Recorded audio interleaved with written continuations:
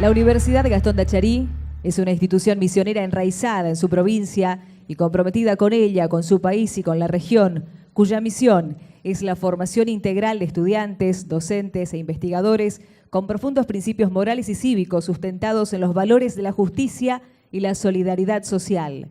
Hoy enaltecemos el trabajo realizado por el doctor Zaffaroni, que no solo tiene impacto en nuestro país y en nuestra sociedad, sino también a lo largo de Latinoamérica y el mundo, que lo llevó a ser reconocido en numerosos países.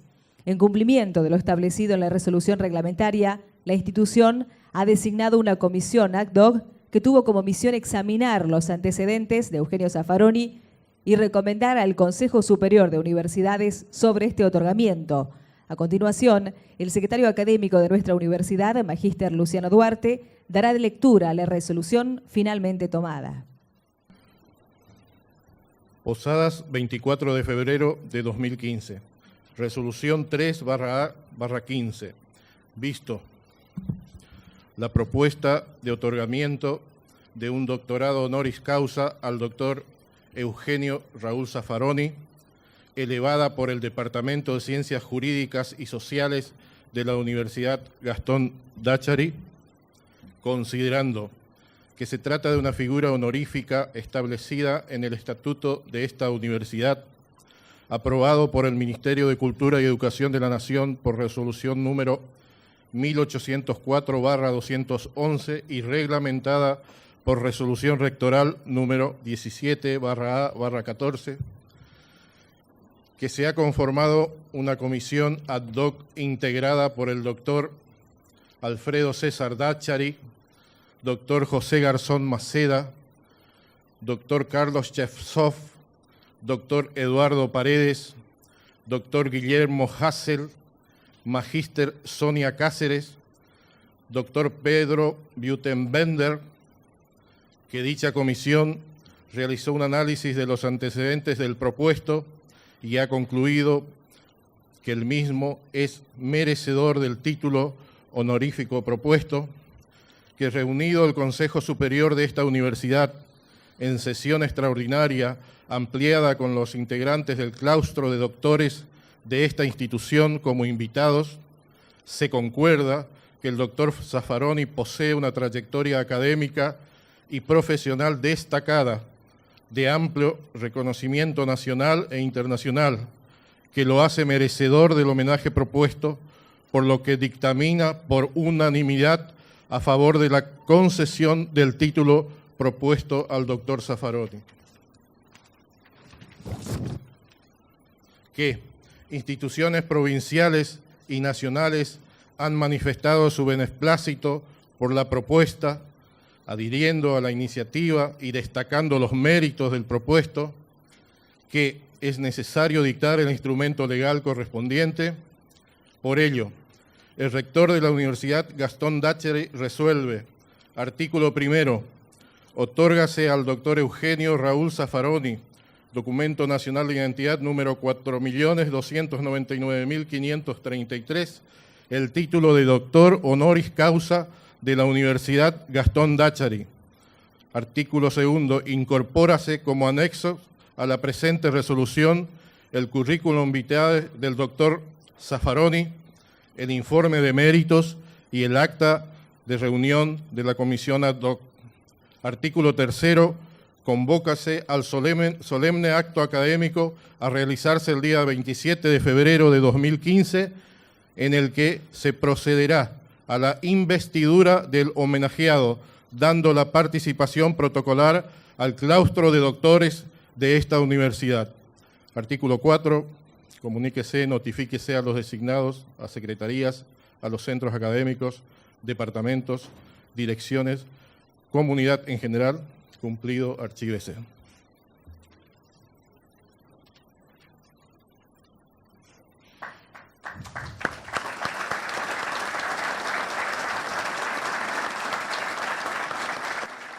Seguidamente, el doctor Juan Manuel Lescano, padrino del otorgamiento honorífico que hoy realizamos, procederá a la lectura del laudatio, por el que se pondrán a consideración los méritos del propuesto doctor honoris causa.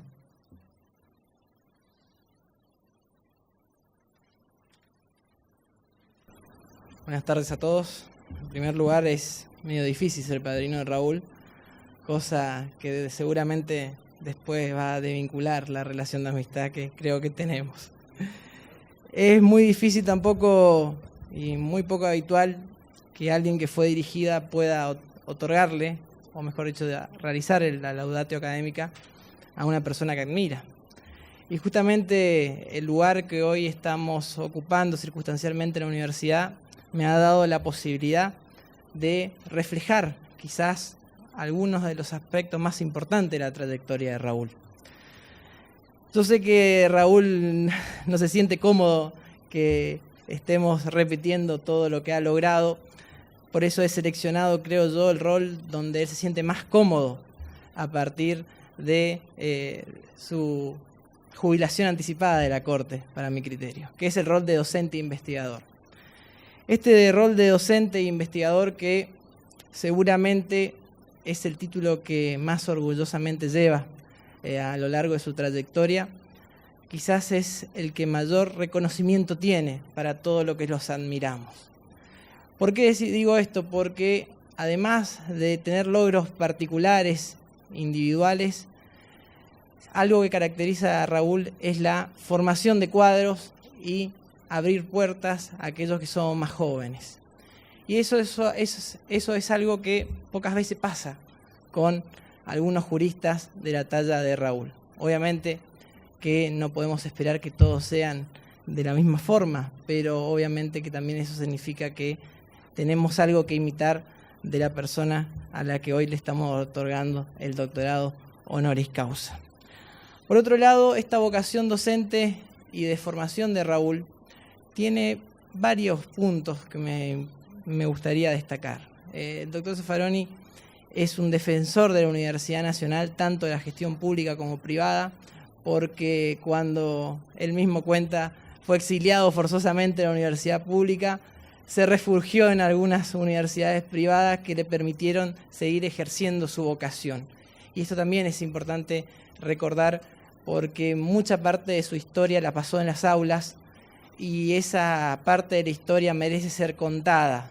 Algunas cuestiones particulares que quizás muy pocos conocen y otros seguramente conocerán mejor que yo. El dar clase en otra provincia y viajar 14 horas un viernes por la noche, saliendo casi a horas inexplicables para dar 14 horas seguidas de clase y volver a otra provincia, hace 20 años no era cosa fácil. Y quizás eso también demuestra la vocación y el esmero que ha tenido para formar tantos abogados y abogadas.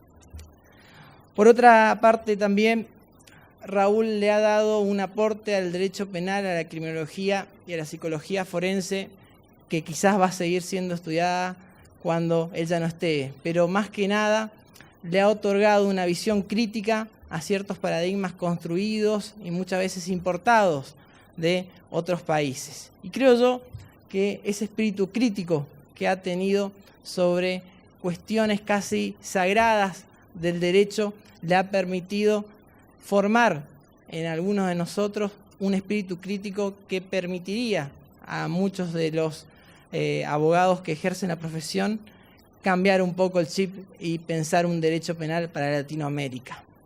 Esto de pensar un derecho penal o un sistema jurídico para Latinoamérica es algo que hoy por hoy necesitamos.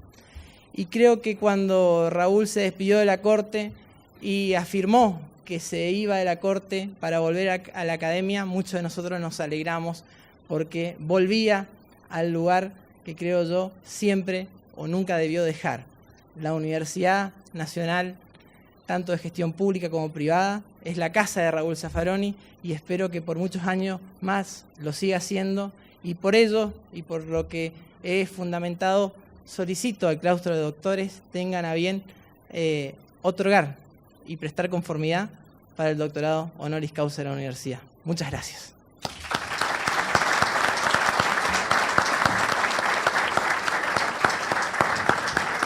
Muchísimas gracias. El claustro de doctores de esta institución está compuesto por docentes e investigadores de la misma que han alcanzado el máximo nivel académico, desde la perspectiva que corresponde a los poseedores de un nivel académico determinado, resolver el otorgamiento de títulos de dicho nivel. Esta universidad entiende que debe corresponder a dicho claustro ratificar las propuestas de otorgamiento de doctorado. El señor rector consultará al claustro de doctores de esta institución sobre su acuerdo con la iniciativa existente y por su parte responderá al doctor Yesov en representación del claustro.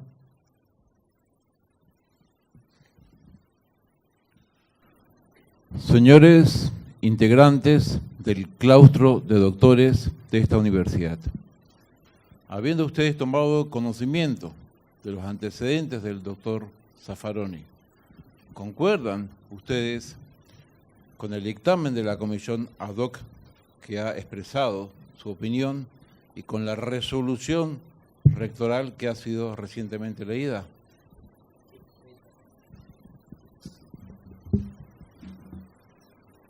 Bueno, antes que nada, siendo el doctor de mayor antigüedad de la institución y por solicitud de mis pares que aquí me acompañan, informe en nombre de ellos y en el mío propio, que por conocimiento previo de la actuación y antecedentes del doctor Eugenio Raúl Zaffaroni, y habiendo profundizado el análisis de sus méritos, concordamos plenamente en que es merecedor del título propuesto. Que él mismo forme parte de nuestra universidad enaltecerá la misma y representará una inigualable oportunidad para el conocimiento, el crecimiento profesional, moral e intelectual de alumnos de esta casa de estudios. Por ello, le solicitamos que en nombre de nuestra comunidad académica proceda a la investidura del propuesto como doctor honoris causa de la Universidad Gastón Dachary. Muchas gracias.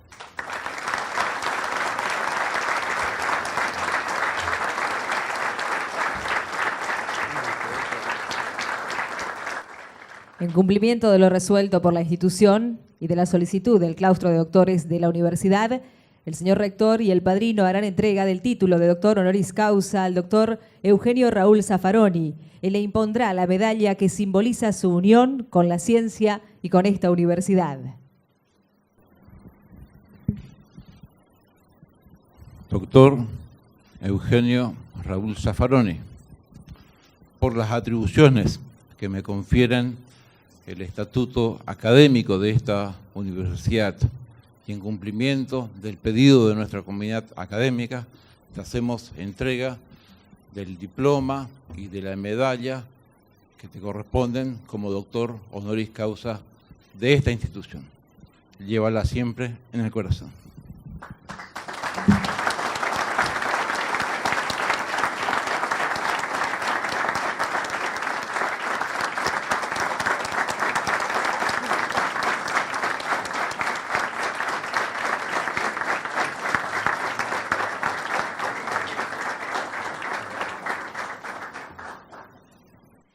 De esta manera, el doctor Eugenio Raúl Zaffaroni queda incorporado a esta universidad, habiendo recibido el título de doctor honoris causa de la misma.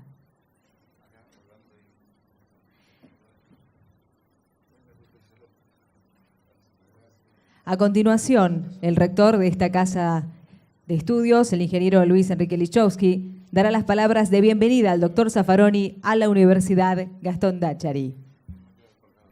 Señor vicegobernador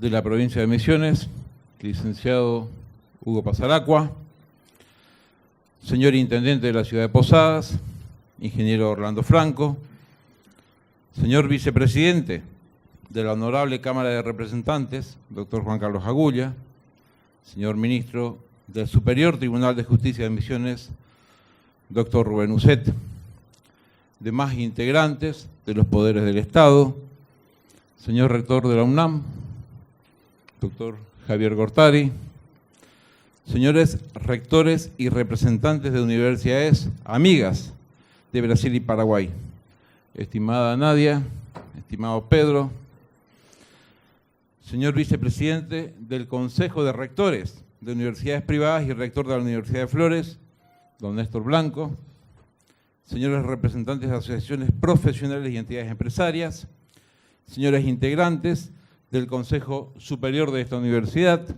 estimados claustro de docentes de esta casa, profesores, directivos, público que nos acompaña.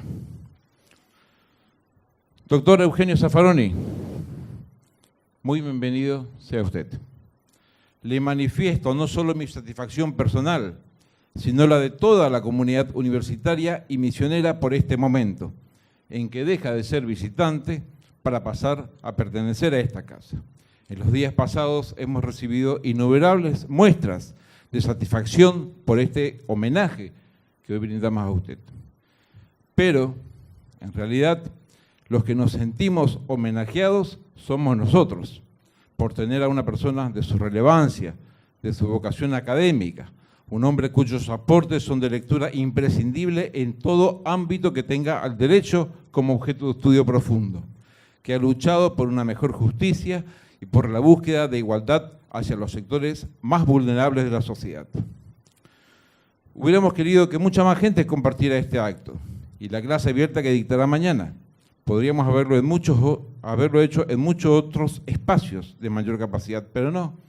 Decidimos que viva nuestra universidad en el espacio que tenemos.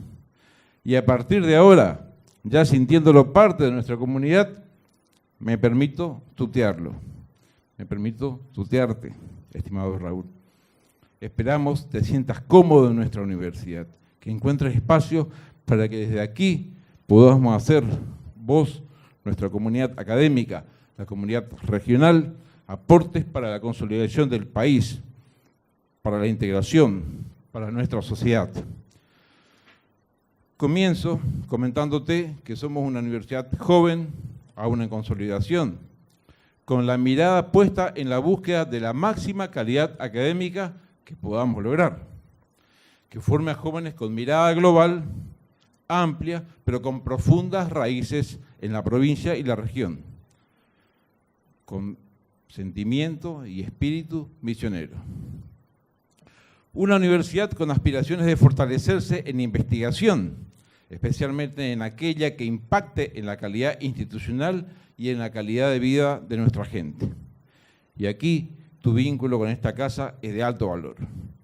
No queremos saber cómo ir a Marte. Hay muchas realidades aquí cuyo conocimiento tiene gran utilidad. Ayer dijiste, en vicegobernación, hay muchas cosas que son sencillas de hacer, de gran utilidad, pero que no están hechas. Además destacaste, no se puede prevenir lo que no se conoce, que nos volviste a remarcar hoy. Aspiramos a que juntos podamos aportar un granito de arena para conocer mejor la realidad, con sistematicidad y pertinencia, para generar propuestas y estrategias para ir progresivamente acercándonos más a la justicia, a la equidad, a la solidaridad. Estamos en un territorio muy particular. Tenemos una historia e idiosincrasia que nos definen. Pertenecemos a una provincia, a un país, pero también a una región trinacional en la que se da, como en pocos sitios con esa intensidad, esa fusión de civilizaciones que definiste en alguna disertación, en la que explicaste que todo desplazado del mundo tuvo su lugar en esta América Latina y que aquí, como en ningún otro sitio, se da ese mosaico cultural único que surge del solapamiento de corrientes migratorias de los más diversos orígenes y épocas, en yuxtaposición con culturas originarias con una riqueza única. Y estamos entonces en este territorio con aspectos socioculturales que perduran y en unión en la medida que las fronteras políticas y burocráticas nos permiten, ¿no, Pedro? Y el sistema universitario es parte vital de esta unión trinacional. Tenemos lazos profundos de amistad y cooperación. Como podés apreciar, nos acompañan, además del rector de la hermana mayor Universidad Nacional de Misiones, el amigo Javier, autoridades universitarias de Paraguay y Brasil, impulsores decididos de la integración. Así que tendrás en esta frontera un tema propicio para conocer e investigar. Decís, lo dijo recién el doctor Lescano, que dejaste la Corte Suprema porque así corresponde, pero también porque anhelabas volver al sitio donde viniste, al mundo académico. Festejamos que así sea, porque el enseñar es parte de tu vocación, sin dudas. Nos enseñás que el sistema selecciona a quien criminaliza, y es más sencillo criminalizar al que comete delitos groseros que el que comete delitos sofisticados. Y aparece aquí de nuevo la injusticia. Se criminaliza más fácilmente al que no tuvo acceso a la educación y a oportunidades de trabajo. Y si criminaliza, nos decís, por estereotipos que sintetizan los prejuicios de la sociedad, prejuicios que se construyen con la comunicación masiva, con los grandes medios. Y acá aparece el 70-30, que escuché varias veces en estos días, que repetidamente explicas. Ese modelo de sociedad excluyente que el neocolonialismo busca imponer, donde el 70% hay que mantenerlos afuera, controlarlos. Y nosotros como sociedad debemos tener esto presente para luchar por un modelo inclusivo, con oportunidades. Nos hacés notar que debe haber límites en las luchas políticas, que hay cuestiones que no se deberían poner en riesgo, como la estabilidad de un país o de una democracia. Pero esto vemos que no se entiende generalmente. Claramente, como sociedad, debemos ser conscientes en forma colectiva, y es una cuestión que queremos emprender con vos, que dirigentes, docentes, alumnos, ciudadanía, todos nosotros tengamos una mejor comprensión de los fenómenos políticos y sociales, que no seamos carne de cañón, que sepamos entender, discutir, explicar, participar mejor de este país y esta democracia que nos necesita a todos, despiertos, entendiendo, decidiendo. Y para ello necesitamos cuadros, gente que entienda y enseñe a entender. Nos decís que estos líderes generadores de conciencia deben surgir de todos los ámbitos, que surjan de todos los estratos, los abogados, los jueces del futuro, los fiscales, los defensores de los derechos de los ciudadanos, los catedráticos. Te invito a que te sumes a la tarea con esta sociedad misionera, a que haya más ciudadanos comprometidos con la democracia, los derechos humanos, la equidad social. Terminando, decís que te gusta lucir más tu título de profesor que de abogado, que apuntás tu vida a seguir formando jóvenes. Contamos con vos. Agradezco a la comunidad académica, al claustro de doctores, al Consejo Superior, a todos quienes nos acompañan hoy,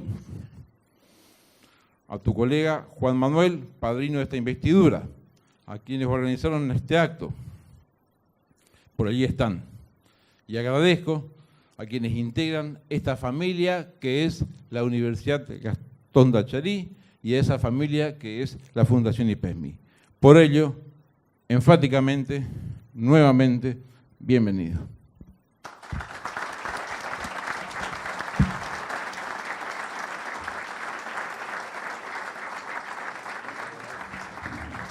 Las palabras del ingeniero Luis Dichowski, rector de esta universidad. Debemos destacar que el doctor Eugenio Zaffaroni fue declarado invitado de honor de la ciudad de Posadas a través del instrumento legal que será entregado por el intendente de la ciudad de Posadas, el ingeniero Orlando Franco, según decreto número 214 del día de la fecha.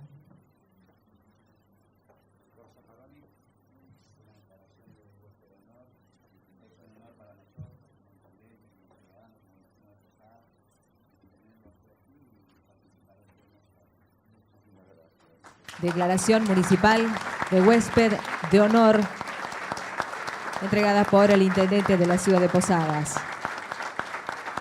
A continuación, el vicepresidente del Consejo de Universidades Privadas hará entrega al doctor Zaffaroni una placa de reconocimiento que entregará su presidente, el doctor Martín Ayala, y el doctor Fernando Orbe, del Colegio de Abogados, que hace entrega así de la resolución por el cual ha sido declarado en el día de la fecha.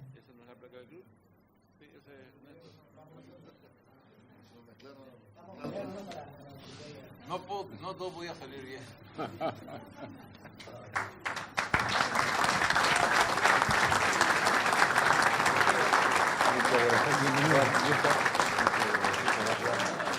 El Colegio de Abogados lo designa miembro honorífico del Colegio de Abogados por dos cuestiones fundamentales. Primero, por la coherencia de su conducta, el respeto a la Constitución, inclusive cuando no nos beneficia, algo que los abogados, los que ejercemos la profesión de manera liberal y los que ejercen la magistratura respetamos y defendemos fuertemente, y también por su función académica que muy extensamente se ha detallado y que todos conocemos. Así que, bienvenido. Muchísimas gracias.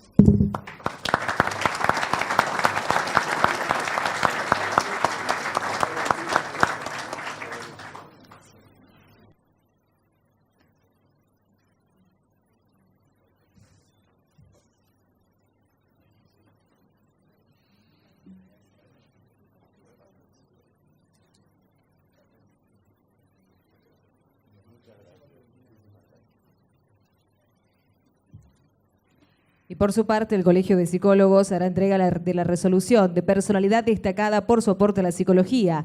Hace entrega la licenciada Gisela Encina, vicepresidente del colegio, y lo acompaña también la licenciada Liliana Almirón.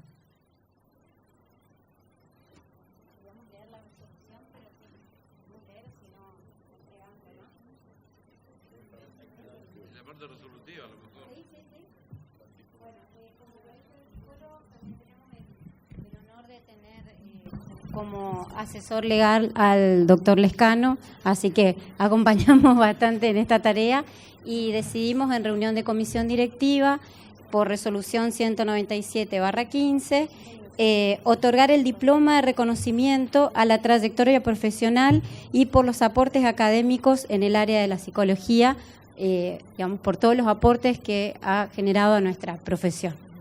Muchísimas gracias.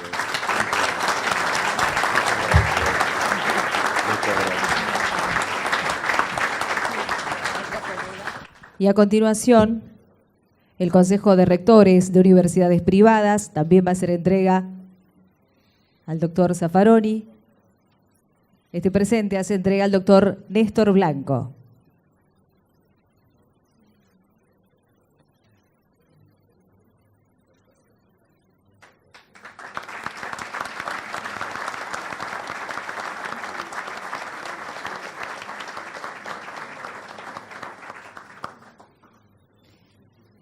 Debemos mencionar también que a través del documento respectivo, la Cámara de Representantes de la provincia de Misiones ha declarado el beneplácito por el reconocimiento honorífico del doctor Eugenio Zaffaroni.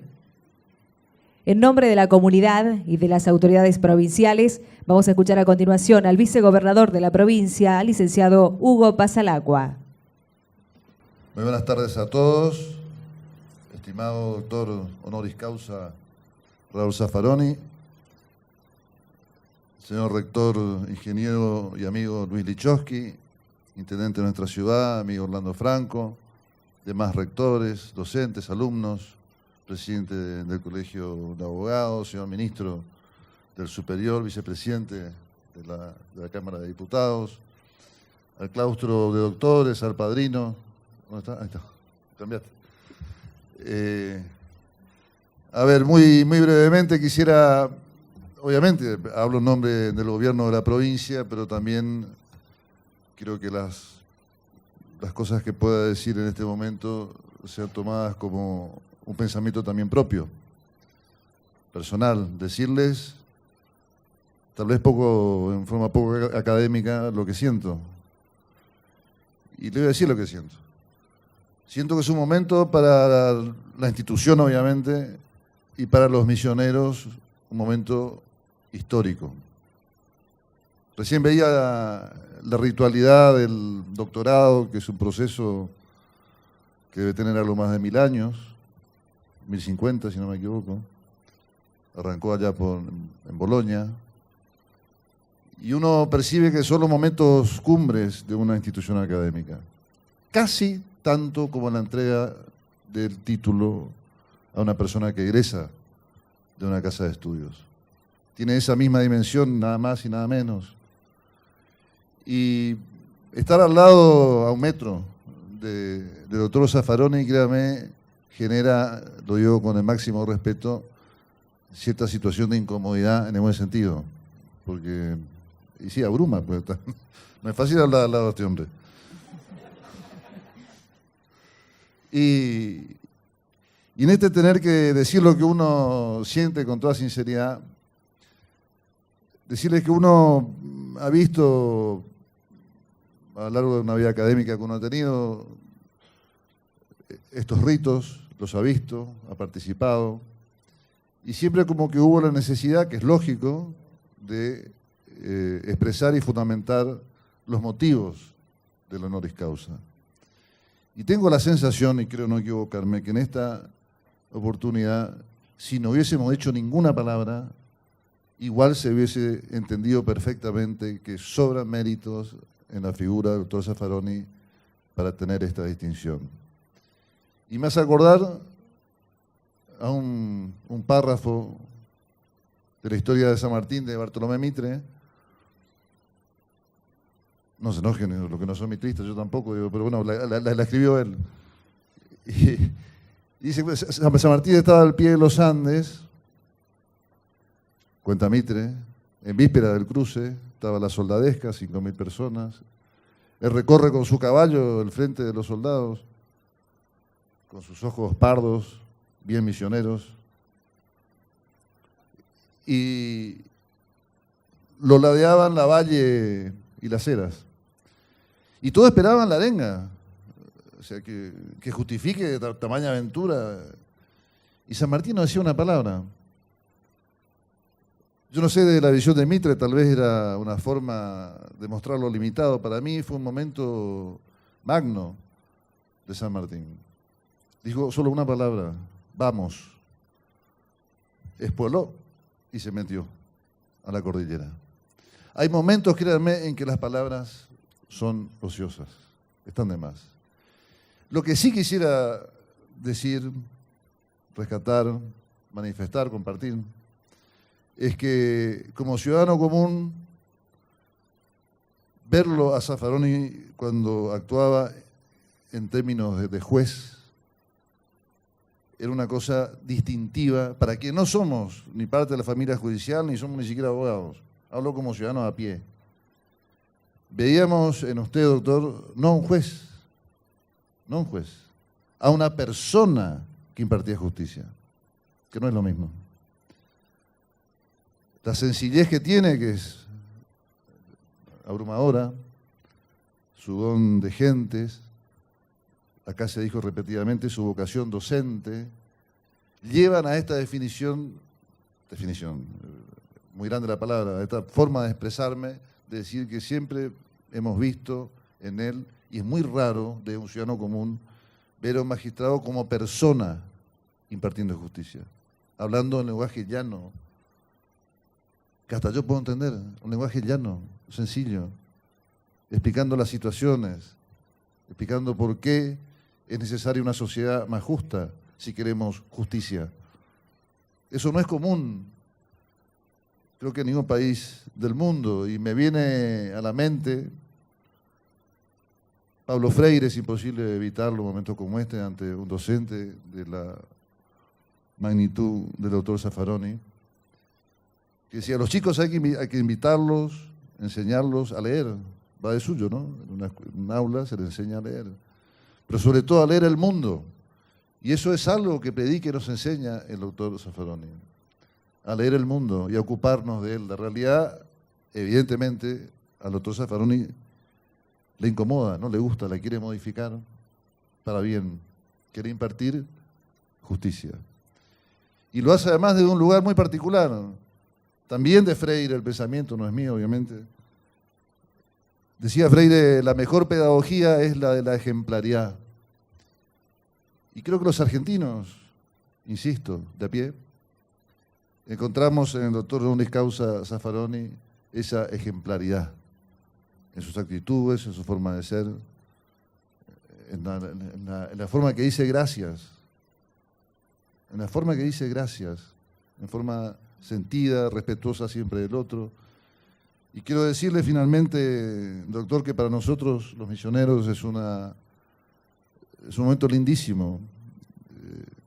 Acá lo queremos mucho, Andresito Baycuraría Artigas. y sentimos que como que está en la atmósfera también, ¿no? No lo sé, está como en la atmósfera. Este sentido de una sociedad más justa, más igualitaria, más comprometida y que nos involucra a todos. Bienvenido, doctor. Muchísimas gracias. Escuchábamos al vicegobernador de la provincia, al licenciado Hugo Pasalacqua.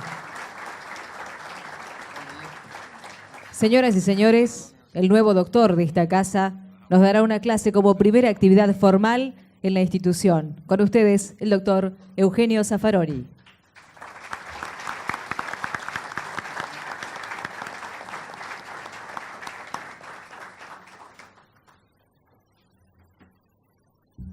Señor rector,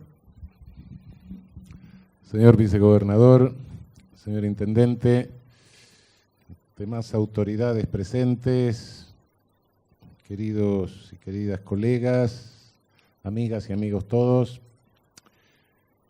Se han dicho tantas cosas que creo que este doctorado se lo dan a otro.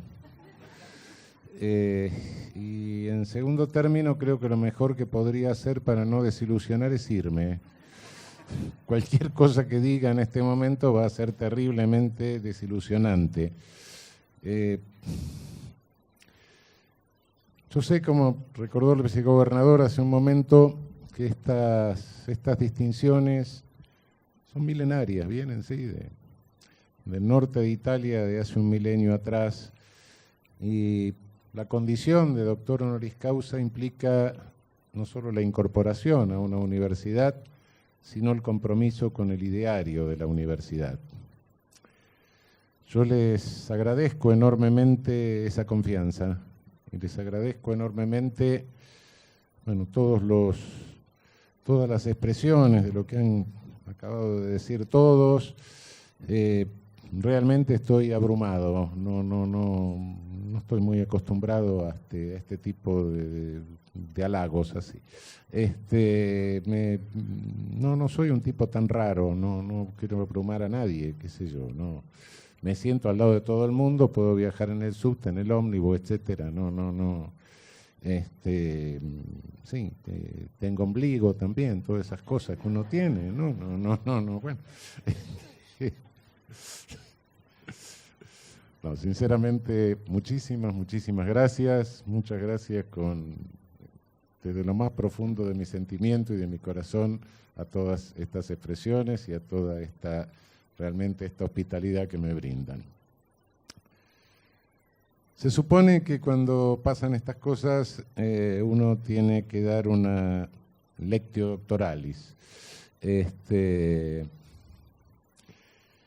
No sé si esto va a ser una lectio doctoralis. Quizá quisiera hacer una reflexión sobre el derecho en América Latina en este momento y la necesidad que tenemos de abrir nuestros sentidos, nuestros ojos, nuestros oídos, nuestro olfato en este momento tan particular de nuestra región. Creo que ha llegado el momento en que jurídicamente tenemos que madurar y tenemos que formar nuevos juristas conscientes, muy conscientes de la situación del mundo y de la situación que vive América Latina. Hace un rato recordaba el rector que siempre digo que América Latina es resultado de un mosaico cultural de enorme riqueza, de increíble riqueza, único en el mundo. Sí, un mosaico cultural que se ha ido formando por efecto de un fenómeno planetario que fue el colonialismo, claro, y que es y sigue siendo el colonialismo. Quizá hay un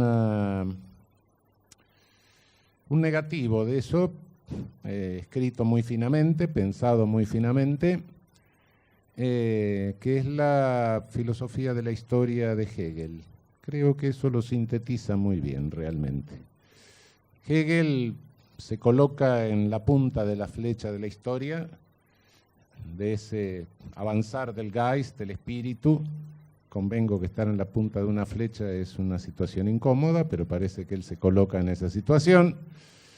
Y su Geist va avanzando, un espíritu que más bien se parece a un espectro, y bueno, va dejando al borde del camino, va dejando culturas, va dejando civilizaciones, va dejando a los orientales, porque bueno, eran teocráticos, va dejando, bueno, no quiero ni los africanos porque se parecían más a los animales que a los seres humanos, va dejando a los judíos porque estaban en el respeto absoluto, en el sometimiento absoluto, va dejando a los islámicos porque estaban muy sometidos a los sentidos, va dejando a los latinos porque no habían alcanzado, va dejando todo y va avanzando él hasta llegar a la punta del Geist que avanza. Si ese Geist que avanza, si ese espíritu que avanza lo reemplazamos por algo más concreto, nos vamos a dar cuenta de que nos está relatando la historia del avance del poder planetario colonizador. Si reemplazamos espíritu por colonización, exactamente es eso lo que va relatando. Y para él, nosotros en América no teníamos historia. La historia empieza cuando llega el Geist, cuando llega la colonización, claro. Hasta entonces, no teníamos historia. Efectivamente, sí, el colonialismo nos fue trayendo a lo largo de los últimos 500 años, un poco más de 500 años, no muchos, nos fue trayendo a todos los marginados a lo largo del planeta por los distintos momentos de poder planetario. Naturalmente teníamos nuestras culturas originarias, como todos sabemos. El Geist nos trajo una serie de enfermedades que mataron unos cuantos, el resto se ocuparon de explotarlos. Después no tuvieron mejor idea que traer masivamente a los africanos. Los mismos que nos colonizaron tampoco también ellos eran marginados. La colonización española se hace fundamentalmente nutriéndose del sur de España, que eran islámicos recién cristianizados a garrotazos, y los portugueses, como no tenían mucha población, cuanto perseguido andaba en Europa, trajeron para acá. Es decir, también los colonizadores se valían de sus propios marginados, de sus propios excluidos en sus sociedades centrales. Y bueno, después de eso vino transporte masivo de población del sur de Europa, cuando se terminó la esclavitud, el esclavismo por el lado del Atlántico, se esclavizaron algunos chinos por el lado del Pacífico. Después, a fines del siglo XIX, viene un transporte masivo de población hacia el cono sur, de los países atrasados en el proceso de acumulación de capital del sur de Europa, que es desplazado para acá. Llegaron nuestros bisabuelos, nuestros abuelos, etcétera, trajeron todas esas cosas raras que traían, el socialismo, el anarquismo, el sindicalismo, todas esas cosas. Y después, bueno, llegaron los perseguidos de las dos guerras mundiales. No hubo ninguno que faltó, tuvieron todos. Estamos todos aquí. En un cóctel interesantísimo porque estamos interactuando prácticamente en la misma lengua, o en lenguas muy cercanas, con millones de seres humanos, como no se produce esta interacción en otra región del mundo. Es una interacción que, bueno, si tomamos la síntesis, vemos cómo se va sincretizando estas culturas, desde un punto de vista sociológico, una concepción religiosa, una concepción del mundo de carácter religioso implica una síntesis cultural. Bueno, las concepciones religiosas latinoamericanas son sincréticas. Tenemos la cosa sincrética más increíble del planeta. Nuestra cultura va siendo sincrética y justamente en eso está la gran creatividad que podemos tener los latinoamericanos y lo que podemos aportar al mundo en este momento. En un momento en que una civilización neurótica por no decir a veces medio psicótica, directamente va a la destrucción de las condiciones de habitabilidad del planeta. No nos llamemos engaño, estamos destruyendo las condiciones de habitabilidad planetarias en el siglo pasado, en el siglo XX, a una velocidad superior a lo que fueron todos los siglos anteriores, y en este siglo parece que lo seguimos haciendo con olímpico entusiasmo. Frente a eso, y cuando desde el centro también algunos empiezan a alarmar y empiezan a darse cuenta de lo que está pasando, bueno, hay un buen vivir nuestro que quizá todas estas culturas, ninguna de estas culturas que se van sincretizando acá a través de la interacción en América Latina, tuvo esta característica neurótica y suicida, esta característica tanática que tiene hoy la civilización, de la cual, que es resultado del Geist hegeliano, claro, del espíritu que tenía Hegel, que relata Hegel. Por cierto, este espíritu, que como dije hace un rato, era el colonialismo, no terminó. Por supuesto que hubo un colonialismo originario, que sí terminó con nuestras independencias formales, etcétera, pero después tuvimos una continuación, un neocolonialismo que tuvo distintas subetapas, digamos.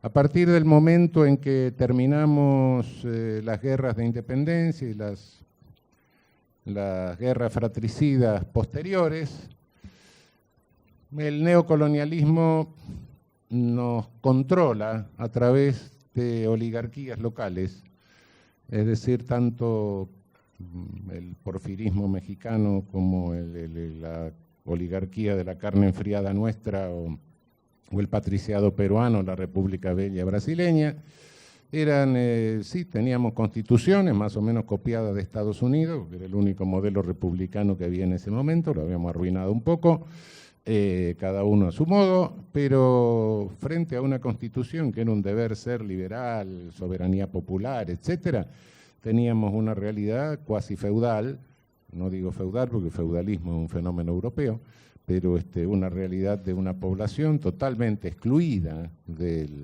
todo ámbito de poder, de todo escenario político, es decir, un deber ser que no tenía absolutamente nada que ver, un deber ser constitucional que no tenía absolutamente nada que ver con la realidad social y la realidad política.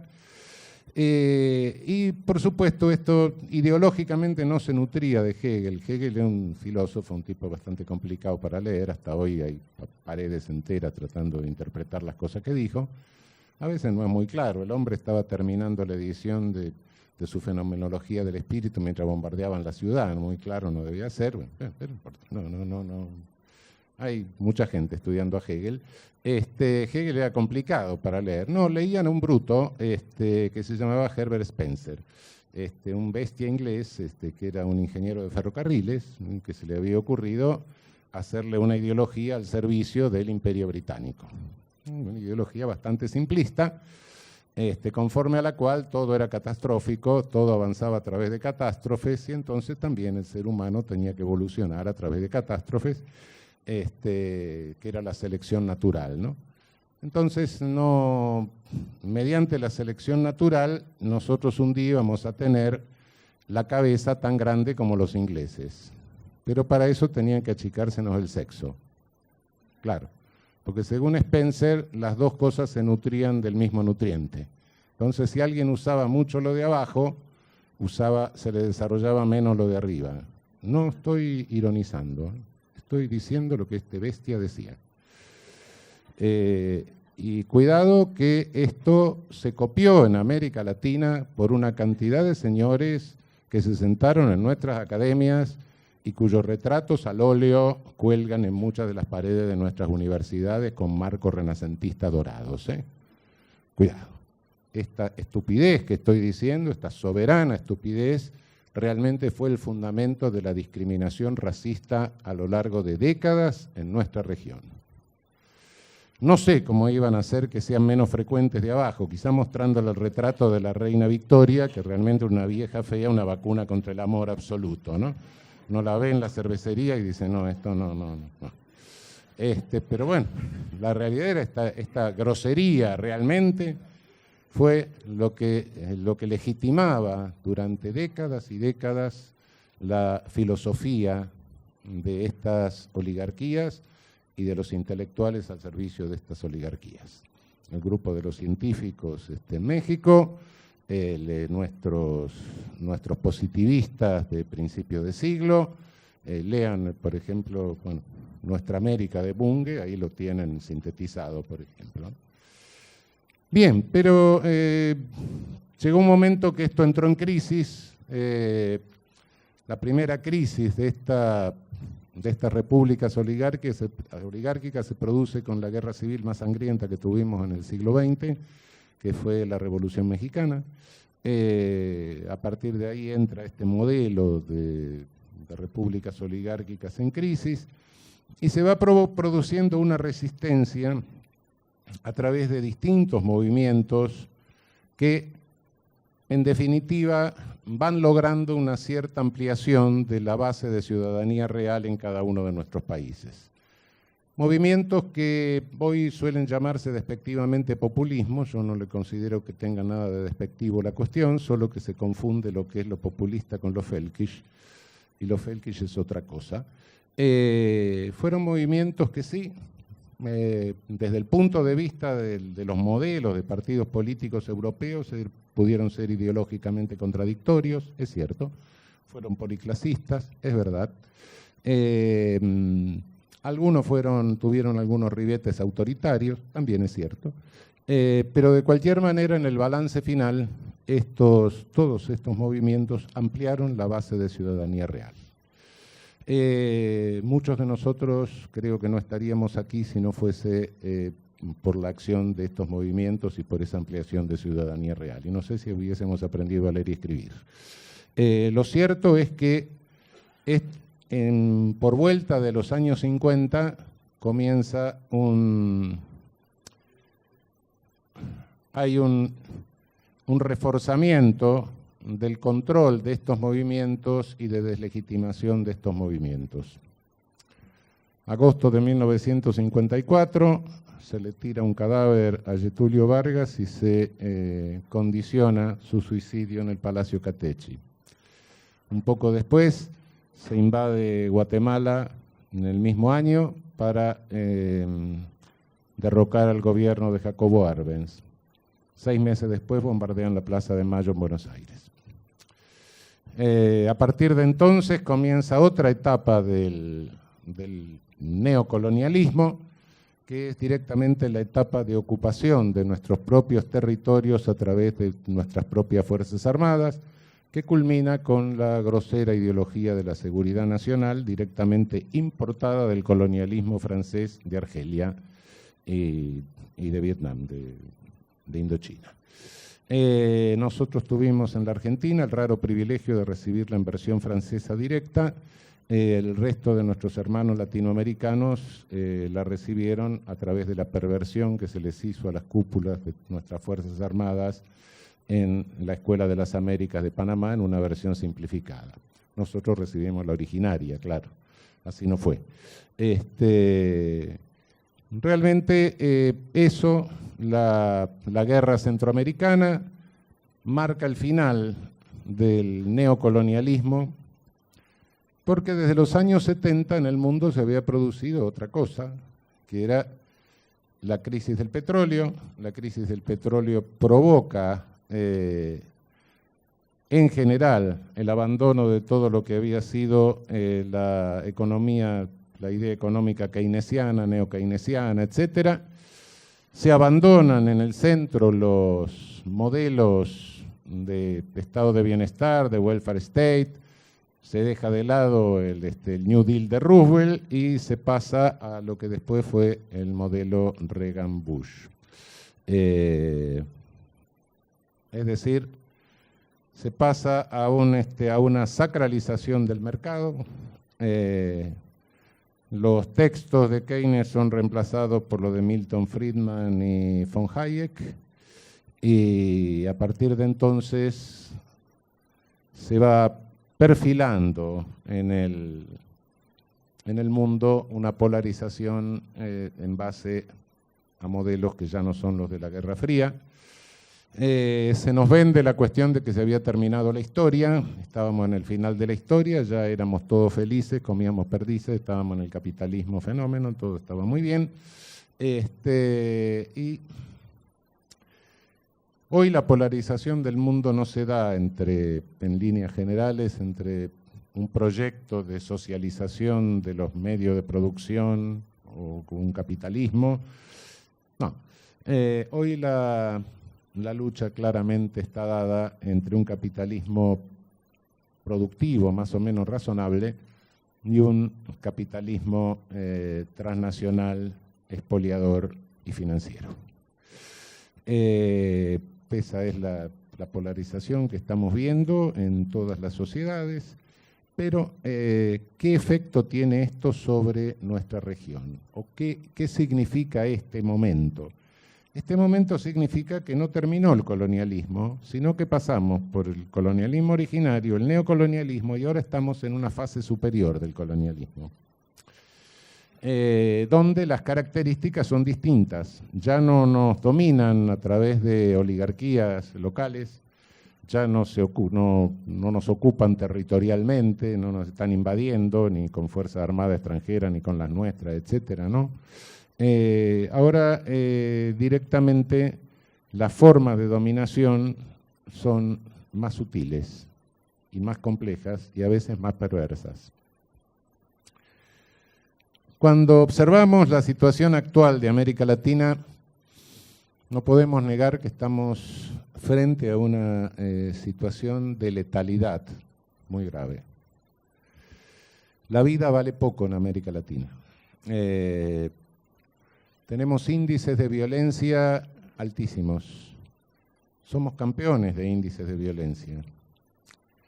Si me refiero solo a la mortalidad por homicidio doloso, por homicidio intencional,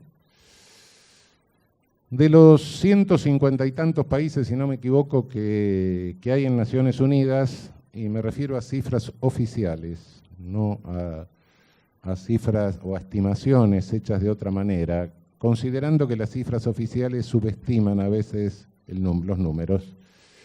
Bueno, de los 150 y tantos países, 23 hay en el mundo que superan el índice de homicidios de 20 por 100.000 anual. De esos 23 países, 18 están en América Latina y el Caribe, y 5 en África. Por supuesto, estoy excluyendo los casos bélicos, ¿no? Hay una guerra. Es decir, somos campeones en índices de violencia homicida directa. Por otra parte, no solo somos campeones en eso, tenemos otro récord, que es el coeficiente de Gini. Los coeficientes de Gini nuestros también son récord. Es decir, ¿qué significa eso? Que estamos teniendo un índice de mortalidad intencional directa, de muerte violenta directa, por un lado, muy alto, y por otro lado, muy altos indicadores de desigualdad social, de mala distribución del ingreso.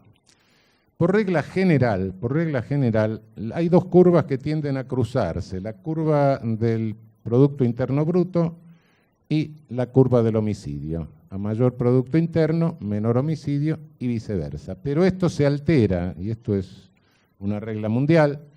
Hay algunas excepciones que hacen que este cruce de curvas no sea tan exacto, y es justamente la incidencia del coeficiente de Gini. Es decir, si queremos bajar la violencia, necesitamos un Producto Interno Bruto, naturalmente, pero también una distribución un poco más equitativa. La coincidencia de que seamos campeones de homicidio y también campeones de coeficiente de Gini no es casual. No es un accidente. Es evidente de que uno de los factores decisivos en la violencia letal es la desigualdad, pero cuidado, no es la pobreza en sí misma. un coeficiente de Gini alto está indicando claramente que hay frustración de proyectos existenciales. Es eso lo que está indicando. Puede haber situaciones de necesidad extrema, como puede ser una guerra, como puede ser un terremoto, como es una catástrofe climática, y sin embargo, pese a la situación de necesidad extrema, casi una situación de necesidad de supervivencia, no aumenta la violencia letal. ¿Por qué? Porque todos se consideran que están participando en una circunstancia común. Hay que sacar a alguien de abajo del escombro, hay que salvar al chiquito, hay que salvar a la vieja que se quedó enfrente bajo una viga, etc. Estamos todos tratando de salir. Hay una empresa común. Cuando no hay proyecto y la sociedad muy desigual lo que frustra son proyectos, es justamente ahí donde se produce el fenómeno de violencia. ¿Qué es lo que nos está pasando si nos acercamos un poco más al panorama de violencia de nuestra región? Cuidado, estoy hablando de homicidio, muerte por homicidio doloso, un sujeto mata a otro intencionalmente. No estoy hablando de otras muertes o de otras muertes prematuras, digamos, que son las que puede causar la discriminación en la atención de la salud, por ejemplo, el descuido en la atención de la salud, sobre todo de niños o de ancianos. No estoy hablando de las muertes que puede producir la frustración existencial y que se puede traducir en suicidios, no solo los suicidios manifiestos, conscientes, sino el suicidio inconsciente, que es muy difícil de medir, pero que también se produce. Gente que realiza conductas que son totalmente irracionales, absurdas, que llevan a la muerte. No estoy hablando de los efectos que pueden producir los agrotóxicos, etcétera. Creo que si sumamos todo eso, y creo que sería conveniente que algún día las ciencias sociales de nuestra región se dediquen a cuantificar esto con medios más o menos mensurables técnicamente, creo que directamente sí nos damos cuenta de que estamos padeciendo un genocidio con paciencia, es decir, un genocidio por goteo.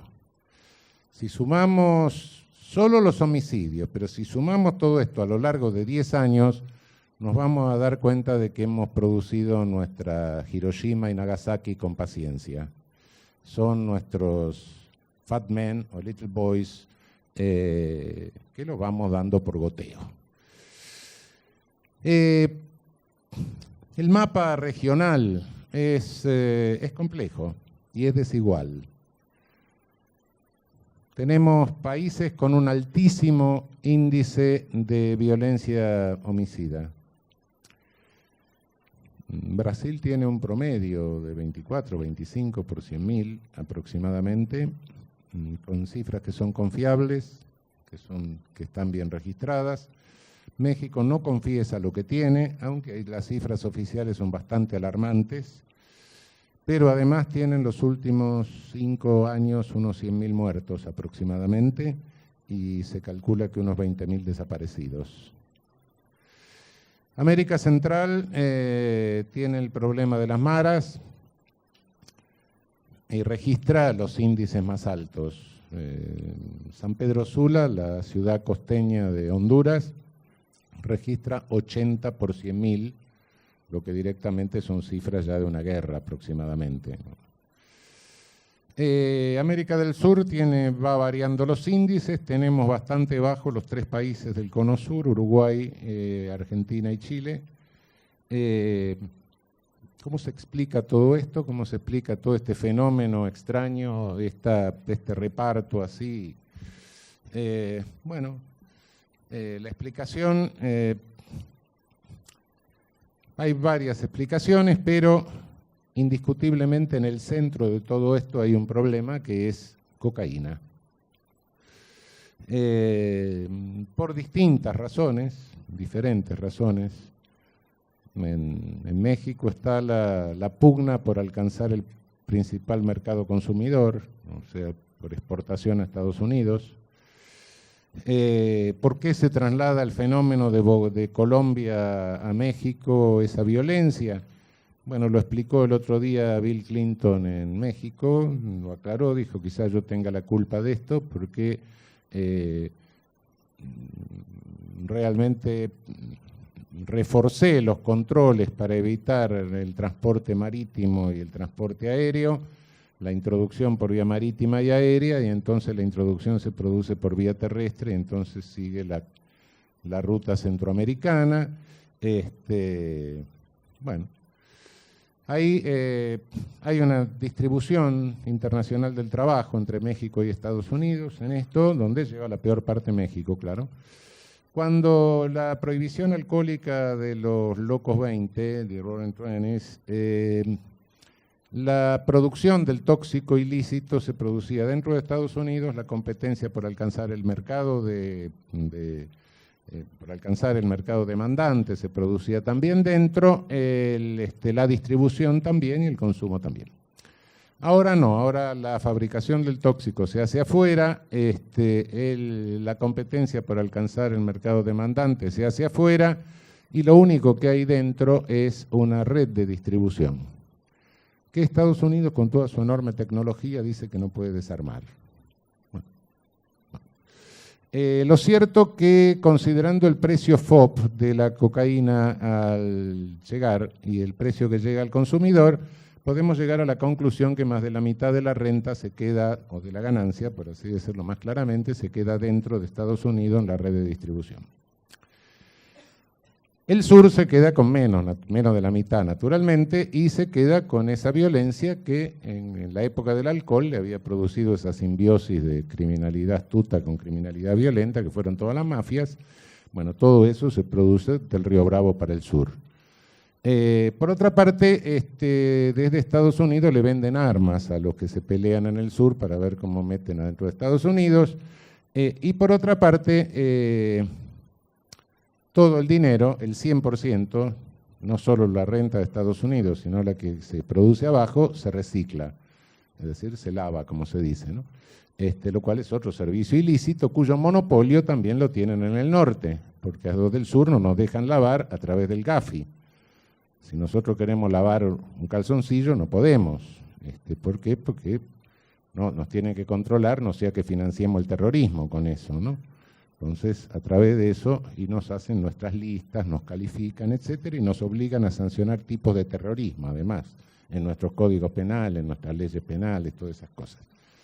Sobre amenaza de sancionarnos económicamente y ponernos un impuesto a las transferencias, cobrar una comisión a las transferencias bancarias. Bueno, es decir, este es el panorama.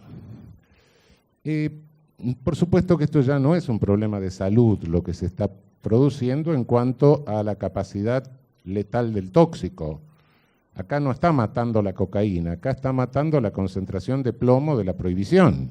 Ese es el problema. Yo no sé cuántos años hubiera necesitado México para tener 100.000 muertos por efecto de sobredosis de cocaína o 20.000 desaparecidos, no sé, 120.000 muertos. Por cierto, con esto no estoy diciendo, y cuidado, no estoy diciendo que la solución a esto sea la legalización.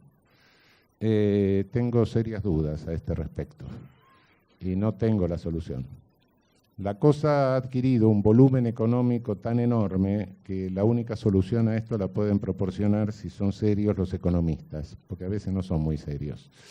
Creo que las preguntas que hay en torno de esto son las siguientes. No sé si una caída vertical del precio, porque en definitiva no es que sube el precio de la cocaína, lo que se sube es el precio de un servicio, del servicio de distribución.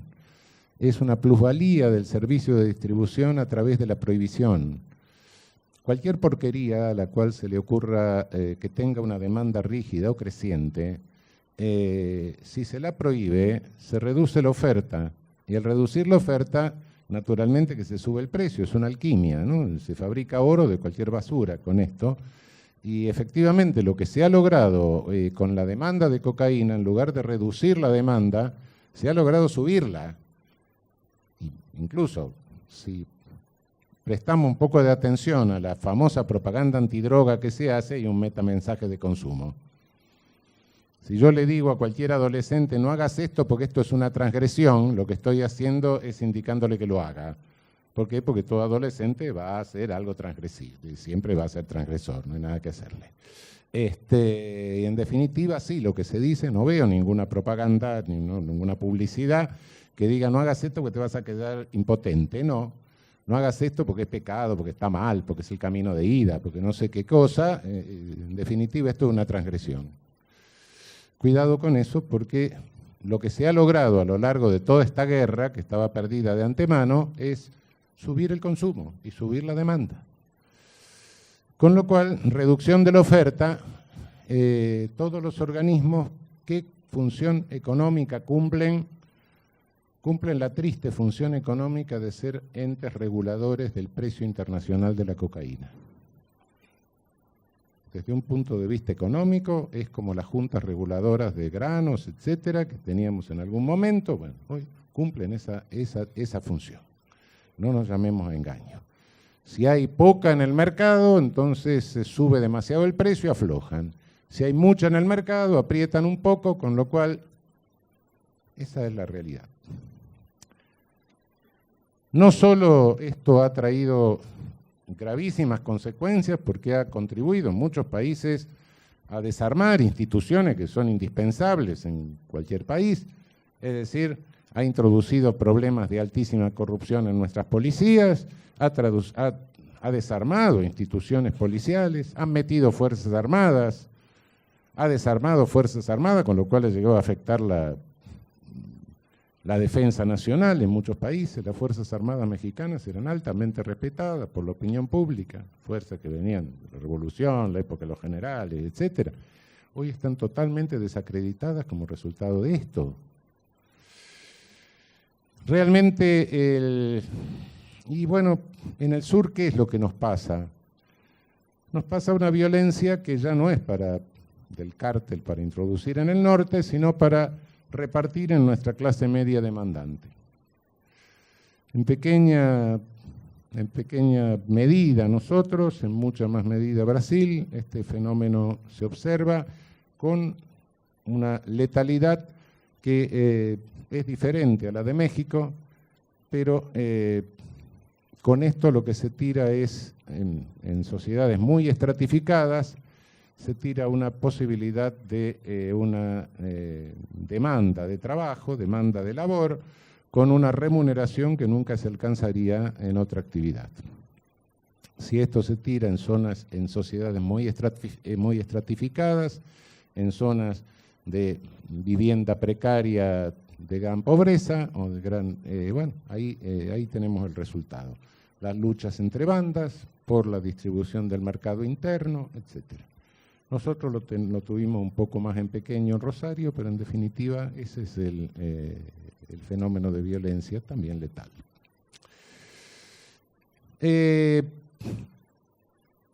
¿Por qué les decía hace un momento que no estaba muy seguro respecto de la legalización? No estoy seguro. No estoy seguro porque no sé cuál es el efecto que puede producir una caída vertical del precio súbita sobre eslabones de producción que no todos son ilícitos. No estoy muy seguro qué puede pasar con las economías de nuestros países andinos. No estoy tampoco muy seguro qué puede pasar con las mafias que están peleando por estas cosas, a dónde se pueden desviar. Y por último, tampoco estoy muy seguro qué puede pasar en la economía mundial, porque el reciclaje de este dinero, de esta masa dineraria, indiscutiblemente que tiene alguna función macroeconómica. No sé si suprimir de pronto ese reciclaje. Los Chicago Boys dicen no hay ningún problema, esto va a ahorro automáticamente. Los neokeynesianos no están nada convencidos de eso, dicen no, cuidado, esto produce un fenómeno de recesión económica en la economía mundial. No sé, no me he acostumbrado a hablar con seguridad de lo que no conozco, pero sí estas son las preguntas. Antes de adoptar cualquier modificación, estas son las preguntas que hay que responder en el campo económico. Por cierto que lo que es incuestionable es que no podemos seguir con esta política que ha generado este altísimo nivel de letalidad discriminante en toda nuestra región. Frente a esta letalidad, ¿cómo opera esta fase superior del colonialismo? Yo les decía que bueno, ya no ocupan nuestros territorios, no. Le resulta funcional. Le resulta funcional por lo siguiente. Al modelo de capital transnacional corresponde un Estado que trate de alguna manera de configurar una sociedad excluyente, una sociedad donde haya un porcentaje de incluidos, la 30-70 normalmente decimos, pero bueno, hay que controlar al 70% de excluidos. Lo primero que se nos ocurre, si estuviéramos en el siglo XIX, es que ese 70% de excluidos va a ser controlado a través de los cosacos del zar. Un poco más cerca diríamos que vamos a poner tanques de guerra y policías. No es así.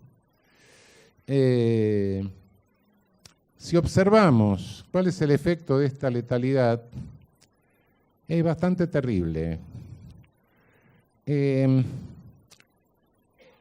Realmente se produce el control a través de la incentivación de los segmentos más carenciados de nuestras sociedades.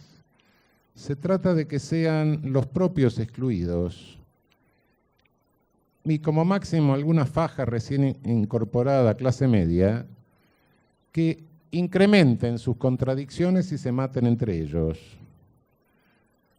Si vemos los resultados, vamos a observar que, por regla general, criminalizados, victimizados y policizados salen de sectores sociales más o menos análogos. Esa es la perversa técnica que se está, no digo que se esté empleando, yo no sé si esto está programado, no creo muchas veces en conspiraciones, pero sí creo en funcionalidades. Hay fenómenos que se van dando, bueno, son funcionales, me viene bien, déjalo andar. Lo cierto es que daría la impresión de que, bueno, en la medida en que los propios sectores excluidos se maten entre ellos de esta manera, no tienen posibilidad de concientizarse políticamente y de tener de coaligarse y de tener alguna intervención coherente. Por otra parte, los medios masivos de comunicación, ¿cómo operan? En América Latina los medios masivos de comunicación están en general oligopolizados o monopolizados. Tenemos, bueno, la Televisa, la Red Azteca, Rede Globo en Brasil. Son enormes monopolios. Nosotros tenemos Clarín. Clarín es chiquito comparado con los otros. Los otros son terribles, mucho más poderosos todavía. No son monopolios u oligopolios que estén al servicio del capital transnacional. No están al servicio, forman parte directamente por su volumen. Directamente forman parte, están entrelazados con intereses, simple y sencillamente. ¿Y cómo operan? ¿Cuál es el mensaje? En los países donde la violencia es muy alta, el mensaje es un mensaje de normalización de la violencia. El mensaje mexicano es interesantísimo. Estamos mejor porque el número de muertos ya no sube, ya se mantiene, hemos llegado a la meseta. Tenemos 20.000 muertos por año, pero seguimos con eso, ya estamos bien, no sigue subiendo, no tenemos 25.000. No estoy muy seguro tampoco de esto, porque manejan cifras oficiales, pero bueno, un poco ese es el mensaje.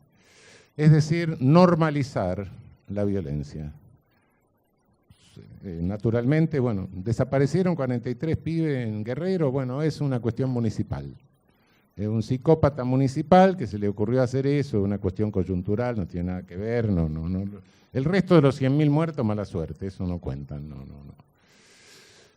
Es decir, donde hay violencia, los medios masivos lo que hacen es naturalizarla, minimizarla, tratar de disimularla donde no hay con la misma intensidad como en el Cono Sur, ¿qué es lo que hacen?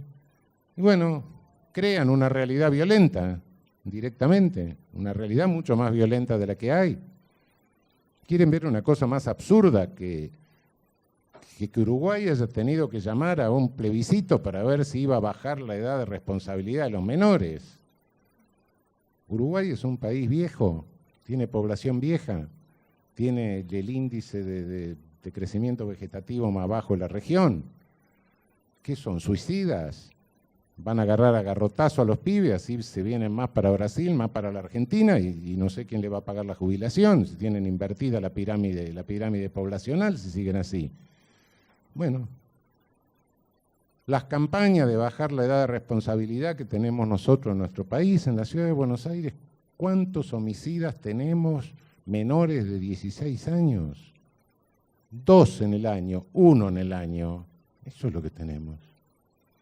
Bueno, en fin, eso es el manejo a través de los medios masivos de comunicación. El efecto que esto produce, bueno, los políticos, como en todos lados, quieren votos, naturalmente, y bueno, enfrentarse con los medios masivos de comunicación monopolizados o oligopolizados es difícil, es muy serio, es muy grave.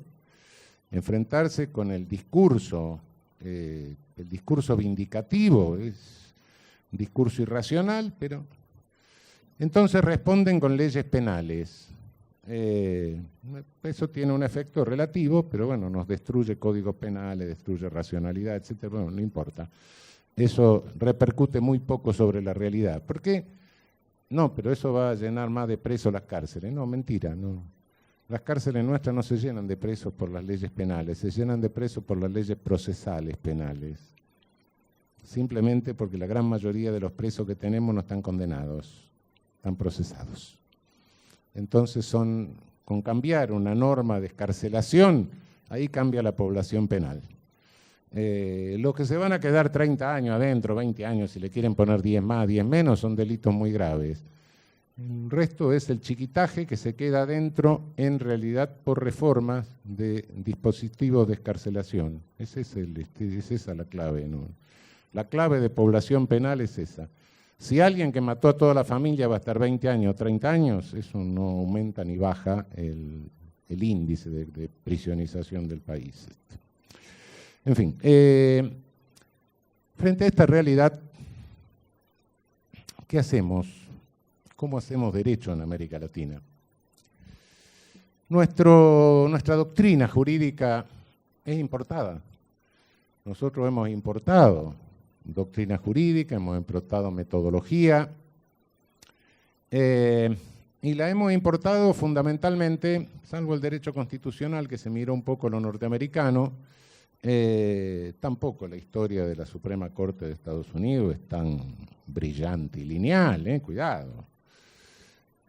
La Corte Suprema Argentina a lo largo de su historia dijo muchas barbaridades, sí es cierto, pero por lo menos nunca se nos ocurrió decir que negarle el derecho de habeas corpus a una persona por ser una propiedad.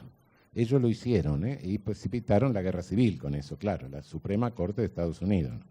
Después tampoco nosotros, la Corte Suprema Argentina, no es que la esté defendiendo, muchas barbaridades dijo, no cabe duda, pero por lo menos nunca legitimamos el apartheid, nunca dijimos que los negros y los blancos eran iguales pero tenían que ir separados, ellos lo dijeron, Tampoco nunca legitimamos la castración obligatoria, no, ellos sí.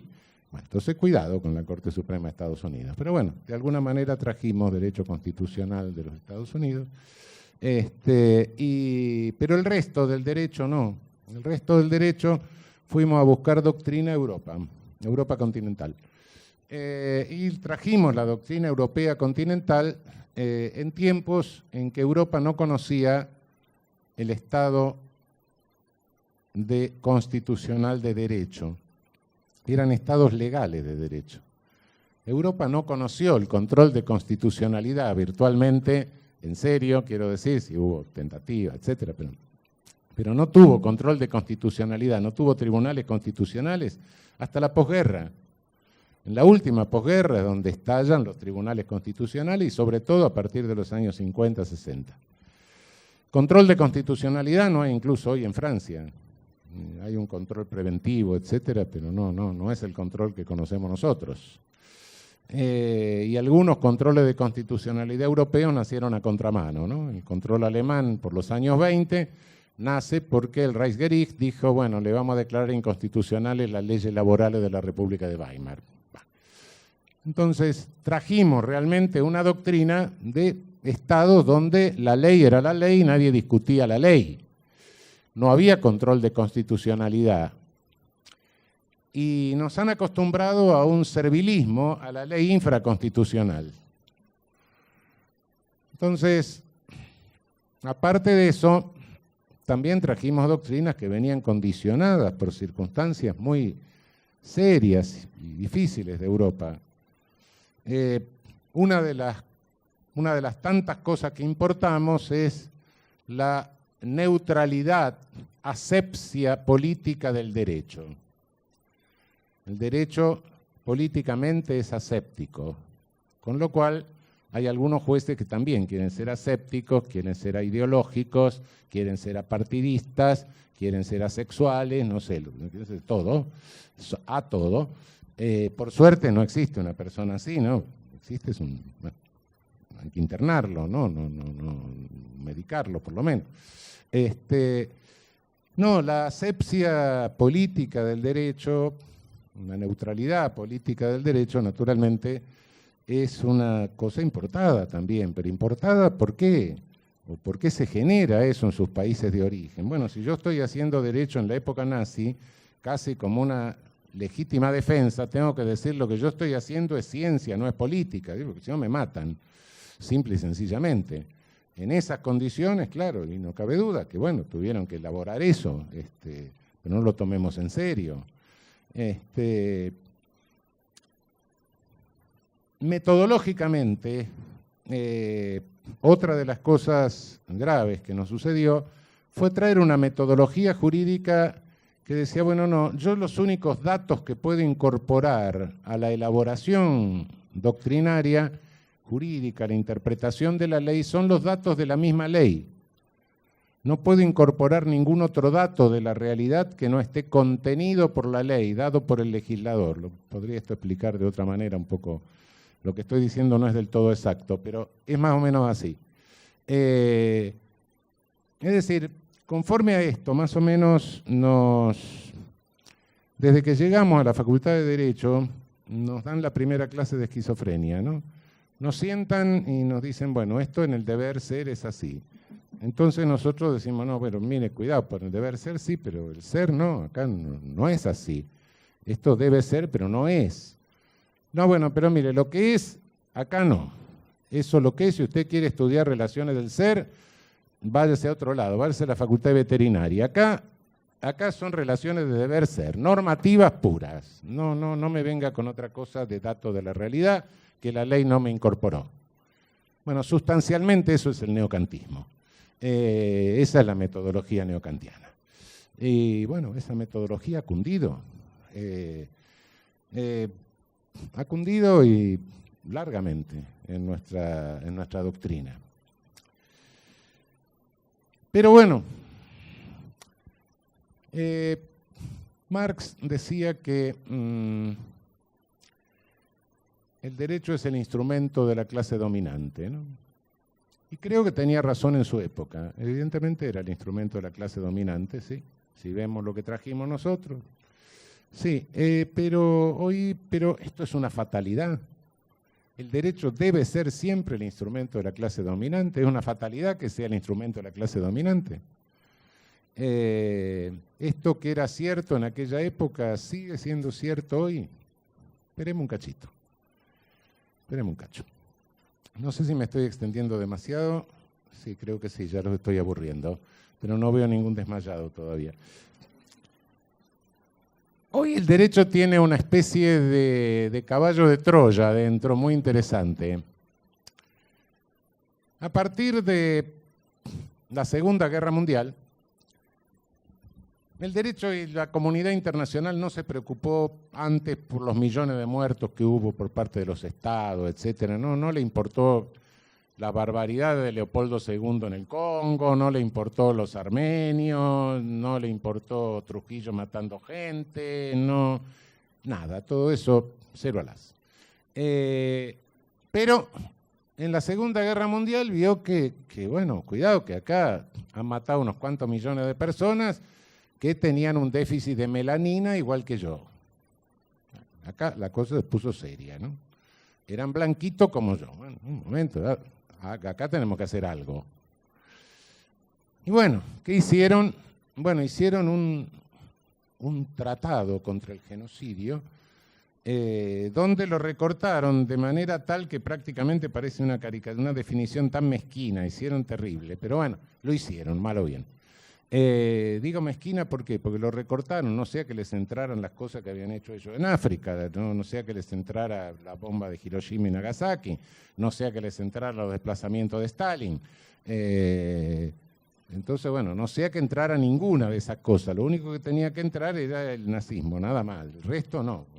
Millones de muertos que producía todo lo otro no importaba. Pero bueno, esta definición internacional ha generado después, ha dado lugar a que cada vez que hay un genocidio se discuta si es genocidio o no es genocidio, ¿no? El caso de Pol Pot en Camboya, sí, mató 2,5 millones de personas. Y se decía, no es genocidio porque no quería matar a toda la población camboyana. En fin. Y al mismo tiempo, entonces, se hizo una declaración que al momento de hacerla era una manifestación de buena voluntad. Desde el punto de vista del derecho internacional, una declaración como la Declaración Universal de Derechos Humanos, en el año 48, cuando se hace, no es ningún tratado, no es ninguna ley internacional, es una manifestación de buena voluntad.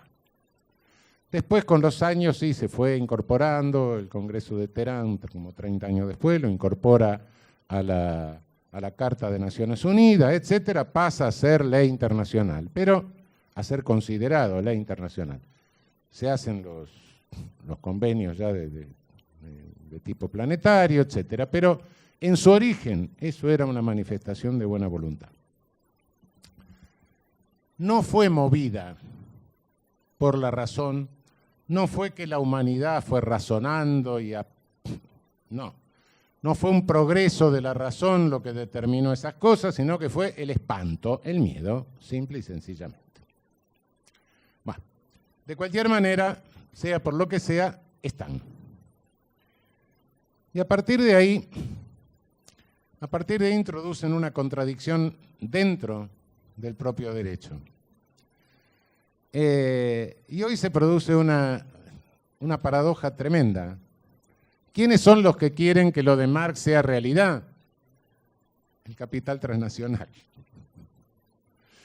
Mientras por el otro lado, el derecho también puede ser utilizado, y es aquí donde está la contradicción, en favor de los más desposeídos. Sí, claro. Esa lucha existe. Por supuesto que hay quienes dicen, no, bueno, pero esto no sirve. Si en realidad, si se convierte en realidad que el derecho no sea más que el instrumento de la clase dominante o de los sectores dominantes, lo único que le queda a los excluidos es la violencia, donde siempre pierden, aunque ganen, porque siempre, aunque ganen, el mayor número de muertos lo ponen ellos. Esa es la contradicción que se vive en este momento y por ende el replanteo que tenemos que hacer en todo el derecho en nuestra región hoy no es un replanteo de derecho natural, por supuesto, es un replanteo de derecho positivo. Los principios los tenemos incorporados a nuestras constituciones, los tenemos incorporados a nuestro derecho internacional, los tenemos incorporados supranacionalmente, los tenemos incorporados internamente. La tarea nuestra ahora es constitucionalizar las diferentes ramas del derecho. Empezar a pensar cada rama del derecho desde los principios constitucionales. Empezar a pensar cada rama del derecho incorporando datos de realidad. ¿Por qué? Porque hay una Constitución que es un deber ser escrito, una norma que está ahí escrita, es un deber ser. Hay un ser que es el mundo que vivimos, la sociedad que tenemos. Hay un grado de realización de la Constitución en la realidad social. ¿Cuál es la función que tenemos que cumplir? Impulsar ese grado de realización, empujar ese grado de realización. Para empujar ese grado de realización necesitamos conocer el dato social, que es el que nos dice en qué grado está realizada la norma o el principio constitucional. El reduccionismo normativo, no, yo me ocupo del deber ser solo, es un reduccionismo. De la misma manera que podría ser un reduccionismo o un sociologismo puro. Nosotros tenemos que empujar una norma en el sentido de su progresiva realización. Y ese empujar requiere que nos nutramos de los datos de realidad. Esos datos de realidad no nos los da la ley, esos datos de realidad nos los da la ciencia social. Tenemos que establecer el puente indispensable con la ciencia social. No nos queda otra solución. Quisiera extenderme un poco más. ¿Qué significa esto? ¿Qué significa hacer avanzar la norma constitucional? Significa impulsar el derecho al desarrollo, seguir ampliando la base de ciudadanía real. ¿Impulsar el derecho al desarrollo significa descuidar los derechos individuales? No. El derecho al desarrollo está íntimamente vinculado a la defensa de la vida. El coeficiente de Gini y el de homicidios nos indica que esto es así. Y en otros ámbitos sucede lo mismo. El derecho al desarrollo es el primer derecho, como derecho humano, en América Latina. Simple y sencillamente porque la primera condición del desarrollo es la independencia. Es decir, los primeros luchadores por nuestros derechos humanos fueron nuestros libertadores. Fue San Martín, fue Bolívar, fue O'Higgins, fue Morelos, fue el Cura Hidalgo, fue Louverture en Haití, etc. Ellos fueron los primeros luchadores. ¿Qué es lo contrario del derecho al desarrollo? El colonialismo, en sus distintas fases y en sus distintos momentos. Creo que este es el giro que tenemos que ir pensando en nuestra región respecto del derecho y respecto de la formación de nuestros juristas futuros. Nos hemos venido olvidando demasiado a veces de esto, muchas veces deslumbrados por fuegos artificiales de doctrinas importadas. Cuidado al elaborar esto también, tengamos mucho cuidado de no importar otra cosa. Yo me podría poner acá y decir, en lugar de teorías elaboradas a la luz de la lógica, lo importante es la intuición de nuestros pueblos. Lo importante es aquel sentido de libertad que tiene el gaucho con la llanura. Lo importante es el hachero que ve las ojivas góticas en la selva. No, podría decir cualquier estupidez de esta naturaleza. Y cuidado, esto es romanticismo.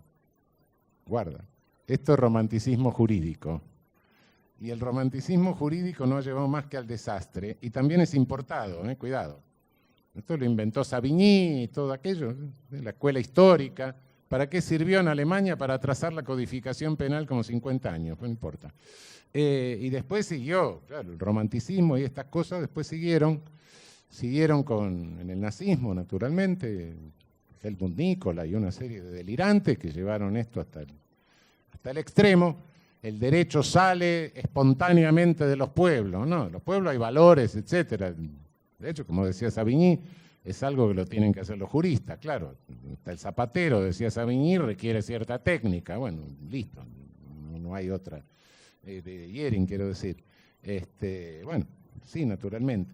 Tengamos cuidado con eso porque, en definitiva, lo que el romanticismo jurídico pretende es usen menos la razón, no usen la razón, usen la intuición. Y a medida que eso va sucediendo, lo que va sucediendo es que caemos en el ámbito de la arbitrariedad. Una irracionalidad no se resuelve con otra irracionalidad, sino que se resuelve con mayor racionalidad. Ese es el riesgo que también podemos correr en nuestra región, con lo cual tenemos que tener cuidado, pero tengamos conciencia que también es importado. Tampoco nosotros hemos inventado el romanticismo jurídico. En fin, podríamos seguir conversando acerca de esto. Creo que en esto que se me ha ido un poco la mano, le sintetizo un tanto la enorme tarea que creo que tenemos en el mundo jurídico por el futuro. Les reitero mi más sincero, profundo agradecimiento por este grado doctoral y por toda la hospitalidad, la calurosa hospitalidad que me brindan.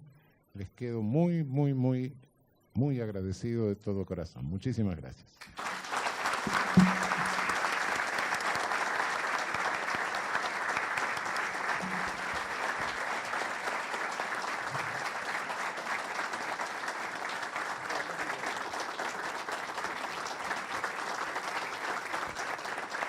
Luego de escuchar las ilustradísimas palabras del primer honoris causa de nuestra universidad, qué comienzo hemos tenido.